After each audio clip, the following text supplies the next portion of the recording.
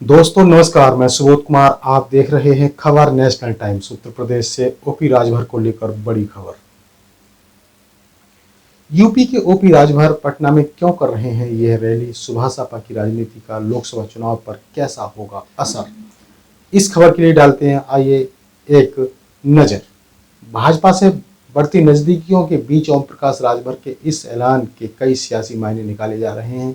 सवाल ये है कि आखिर ओम प्रकाश राजभर बिहार में रैली क्यों करना चाहते हैं? इसके जरिए वह कौन सा सियासी संदेश देना चाहते हैं? आइए समझते हैं। पहले जानिए पिछले कुछ दिनों में ओपी राजभर ने क्या क्या किया है। ओम प्रकाश राजभर ने पिछले कुछ दिनों में भाजपा के कई दिग्गज नेताओं से मुलाकात कर चुके हैं। मुख्यमंत्री योगी आदित्यनाथ, भाजपा प्रदेश अध्यक्ष Bhupendra Singh Chaudhary, deputy CM Keshav Prasad Maurya, deputy CM Brajesh Pathak, मंत्री दयाशंकर सिंह समेत कई नेताओं से पिछले एक महीने के अंदर ओपी राजभर मिल चुके हैं।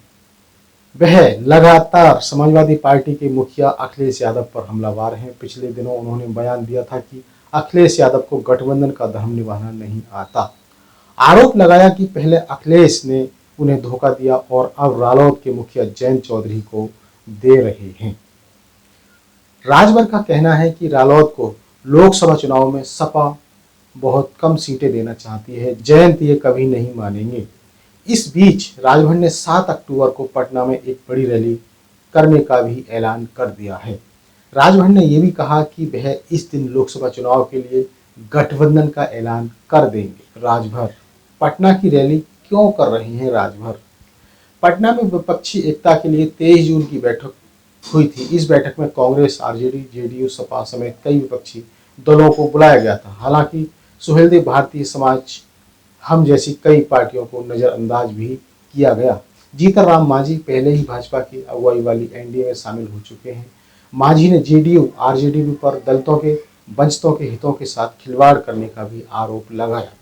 अब पटना में ही ओपी राजभर ने पिछड़ा वर्ग की एक बड़ी रैली बुलाई है। कहा जा रहा है कि जिस तरह से मांझी ने दलितों, आदिवासियों और महादलितों का नाम लेकर विपक्षी एकता पर निशाना साधा, उसी तरह अब ओपी राजभर पिछड़ा वर्ग का नाम लेकर जेडीयू, आरजेडी और सपा पर निशाना साधने की कोशिश करेंगे। राजभर का छिटकना विपक्ष के लिए कितना बड़ा झटका? राजभर अपने विवाद बयानों के लिए चर्चा में रहते हैं। वह अपने जैसे छोटे दलों को साथ लेकर चलने की बात करते हैं। छोटे दलों के बड़े पैमाने पर भले ही आधार ना हो, लेकिन जातिगत वोटर्स के बीच अच्छी पकड़ होती है। राजभर की कोशिश यूपी बिहार के छोटे दलों को वह एक मंच पर लाने की है। इनमें से ज्यादातर दलों का झुकाव भाजपा नीत एनडीए की ओर है। ऐसे में विपक्षी एकता को झटका लग सकता है, खास तौर पर दलित और पिछड़े वर्ग की राजनीति करने वाली क्षेत्रीय पार्टियों को। यूपी में कितनी है राजभर की ताकत? यूपी में 403 विधानसभा सीटों में से 100 से अधिक सीटों पर राजभर समाज का ठीक ठाक वोट है। खास तौर से पूर्वांचल के 2 दर्जन से अधिक जिलों की सीटों पर राजभर वोट निर्णायक हैसियत में है। वाराणसी, जौनपुर, चंदौली, गाजीपुर, आजमगढ़, देवरिया, बलिया, मऊ आदि जिलों की सीटों पर 18 से 20% वोट राजभर समाज का माना जाता है।